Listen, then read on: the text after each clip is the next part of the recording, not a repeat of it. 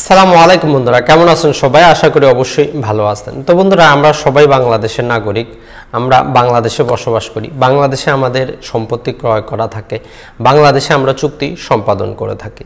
তো এই সমস্ত সম্পত্তি ক্রয়, চুক্তি সম্পাদন এগুলো করার পরে আমরা মালিকানা অর্জন করি। কিন্তু যখন আপনি একটি সম্পত্তিতে শান্তিপূর্ণ দখলে আসতেন, 20 বছর, 30 বছর, 50 বছর হয়ে গেছে, এখন হঠাৎ করে কেউ যদি আপনাকে সেখান থেকে উচ্ছেদ করে দেয়, আপনি কি করবেন? কোনো সম্পত্তিটা আপনার কাছ থেকে খতিয়ান নাম আসতে, দলিল আসতে, কিন্তু সম্পত্তিটা আপনার দখলে নেই, আপনি কি করবেন? আপনি কারোর সাথে বায়না চুক্তি করেছেন, উনি সম্পত্তিটা আপনাকে রেজিস্ট্রেশন করে দিচ্ছে না, আপনি কি করবেন? কারোর সাথে আপনি চুক্তি করেছেন, সেই চুক্তিটা মানতে বাধ্য না এই মর্মে আপনাকে বলতেছে, তো এখন আপনি কি করবেন? আপনি কোনো দলিল সম্পাদন করেছেন, চুক্তি সম্পাদন করেছেন, রেজিস্টার্ড করে ফেলেছেন, সেখানে ভুল আছে, এগুলো কিভাবে সংশোধন করবেন? কোনো চুক্তি আপনাকে বাতিল করতে হবে, কিভাবে করবেন? আপনার কোনো অধিকার, কোনো ন্যায্য দাবি কেউ স্বীকার করতেছে না, আপনার কোনো দলিল কেউ স্বীকার করতেছে না।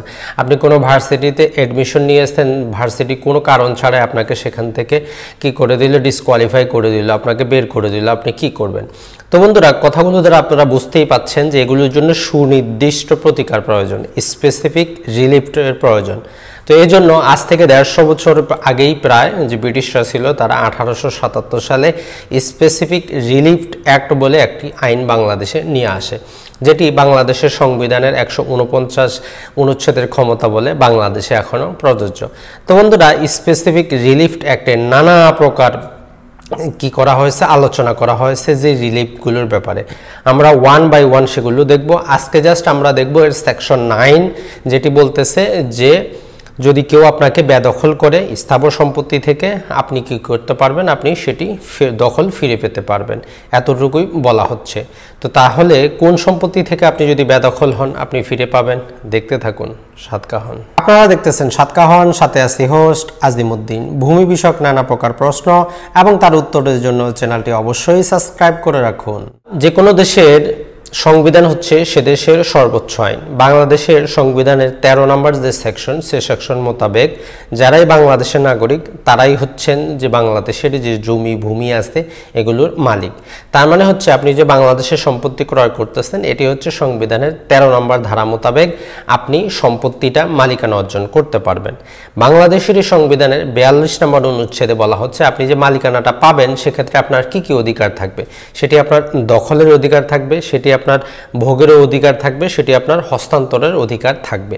তো এই অধিকারগুলো বাস্তবায়নের জন্য যে চুক্তি সম্পাদন করবেন, এটি বলতেছে আপনার সংবিধানের সেকশন 144 বলে দিচ্ছে যে আপনি কোনো সম্পত্তি দান, হস্তান্তর, বিনিময়ের জন্য চুক্তি সম্পাদন করতে পারবেন। তো আপনি শান্তিপূর্ণভাবে সমস্ত আইন কানুন মেনে রেজিস্ট্রেশন আইন হিসেবে রেজিস্ট্রেশন করে সমস্ত কিছু করে সম্পত্তি যখন দখলে থাকেন, তখন 20 বছর 30 বছর পরে কেউ এসে আপনাকে জোরপূর্বক সেখান থেকে কি করে? উচ্ছেদ করে। অথবা ধরলাম যে আপনি কোনো সম্পত্তি ভাড়ায় নিয়েছেন, লিজ নিয়েছেন, সেই সম্পত্তিটা আপনি শান্তিপূর্ণভাবে দখলে আছেন। এখন যিনি ভাড়া আপনাকে দিয়েছেন, লিজ দিয়েছেন, উনি কোনো প্রকার আইনি প্রক্রিয়া অনুসরণ না করে আপনাকে যদি উচ্ছেদ করে, অথবা ধরলাম যে আপনি কোথাও ভাড়াটিয়ে আছেন, 2 মাস 4 মাস 6 মাস আপনি ভাড়া দিতে পারেননি, তো বাড়ির যে মালিক উনি আপনাকে যদি জবরদস্তিমূলক সেখান থেকে উচ্ছেদ করে, আপনার জন্য প্রতিকার হচ্ছে সেকশন 9। তো বন্ধুরা, সেকশন 9-এ মামলা করার ক্ষেত্রে, সেকশন 9-এ প্রতিকার পাওয়ার ক্ষেত্রে মনে রাখবেন সেক্ষেত্রে আপনার কোনো মালিকানার দলিলের প্রয়োজন নেই, আপনার কোনো প্রকার ডকুমেন্ট দেখানোর প্রয়োজন নেই যে আপনি সম্পত্তিটা কিভাবে মালিক। তো প্রথমে যদি আমরা বাড়িওয়ালা এবং ভাড়াটিয়ার বিষয়টি আসি, যে সম্পদ আপনি কোথাও ভাড়াটিয়ে আসতেন, আপনি হয়তো 3 মাসের চুক্তি করেছেন, 3 মাস শেষের পরবর্তী আপনি সেখানে আসতেন, আপনি এখনও যাচ্ছেন না। তো বাড়িওয়ালা চাইলেই আপনাকে কি করতে পারবে না? সেখান থেকে উচ্ছেদ করতে পারবে না যতক্ষণ পর্যন্ত না উনি যথার্থ আইনি প্রক্রিয়া অনুসরণ করতেছেন। যদি এরকম আপনাকে সেখান থেকে উচ্ছেদ করে, আপনি চাইলে সেকশন 9 মোতাবেক কি করে মামলা করে আপনি সেখানে ফিরে যেতে পারেন।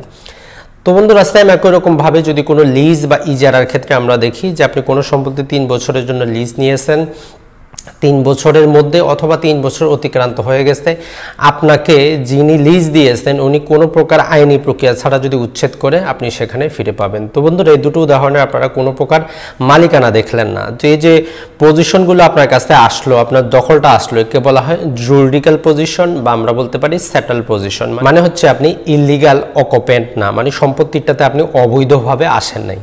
একটা কথা মনে রাখবেন যে স্পেসিফিক রিলিফ অ্যাক্ট আছে, এটি দুটো মূল ভিত্তি ব্যক্তির উপর কাজ করে। এই যে স্পেসিফিক রিলিফ অ্যাক্টে আপনাকে রিলিফ পাওয়ার জন্য 1 নম্বর আপনি যদি হন অবৈধ দখলদার তাহলে আপনার জন্য কোনো রিলিফ থাকবে না।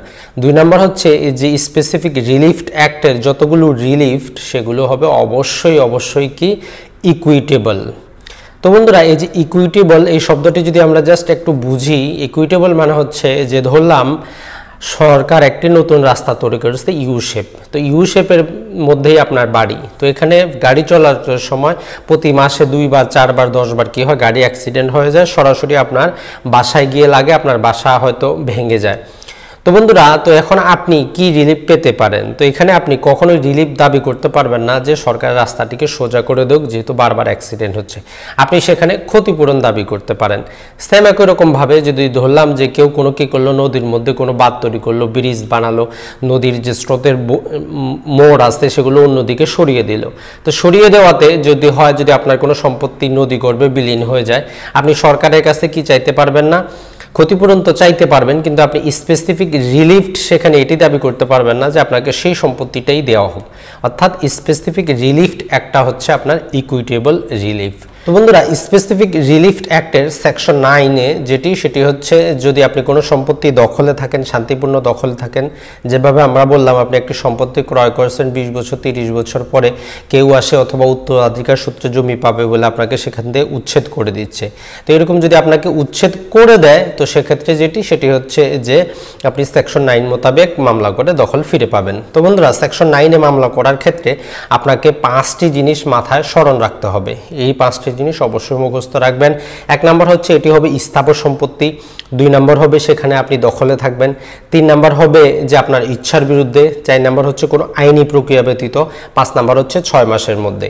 অর্থাৎ আপনি যে স্পেসিফিক রিলিফ অ্যাক্টের সেকশন 9 মোতাবেক আপনি প্রতিকার চাইবেন, এর জন্য আপনাকে এই 5টি জিনিস মনে রাখতে হবে। এই 5টি জিনিসের কোনো একটি যদি না থাকে আপনি স্পেসিফিক রিলিফ অ্যাক্টের সেকশন 9 মোতাবেক প্রতিকার পাবেন না।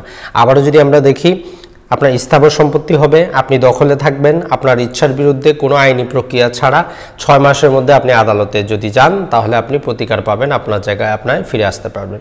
তো বন্ধুরা এখন কথা হচ্ছে বাংলাদেশের 64টি জেলা আছে, তো আপনার সম্পত্তিটা যে জেলা অবস্থিত সে জেলার আপনাকে মামলাটি দায়ের করতে হবে।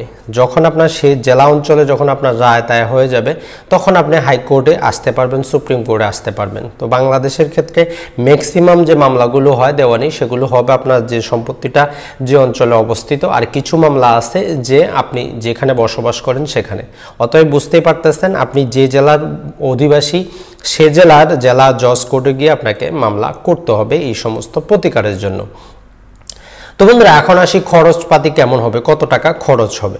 তো বন্ধুরা এই যে একটি মামলা করার জন্য কত টাকা খরচ হবে, এই জন্য বাংলাদেশে 1870 সালের একটি কোর্ট ফি আইন আছে। এই কোর্ট ফি আইনের প্রথম তফসিলের 2য় অনুচ্ছেদ অনুযায়ী সেকশন 9 মোতাবেক আপনার কোর্ট ফিগুলো নির্ধারণ হয়ে থাকে। এর যে কোর্ট ফি এটি হচ্ছে সর্বোচ্চ 2% করে কোর্ট ফি, এবং এই 2%-এর উপর 15% যোগ হবে, এবং সর্বোচ্চ যে কোর্ট ফি হবে সেটি হচ্ছে 7,000 টাকা। অর্থাৎ 7,000 টাকার উপর আপনার সম্পত্তির ভ্যালুয়েশন যতই হোক ম্যাক্সিমাম 7,000 টাকা হবে, এবং 7,000 টাকার উপর 15%। তো এটি যদি আমরা টোটাল হিসাব করি 8,625 টাকা। এছাড়া ফাইলিং, আইনজীবীর খরচ সেগুলো তো আসতেই।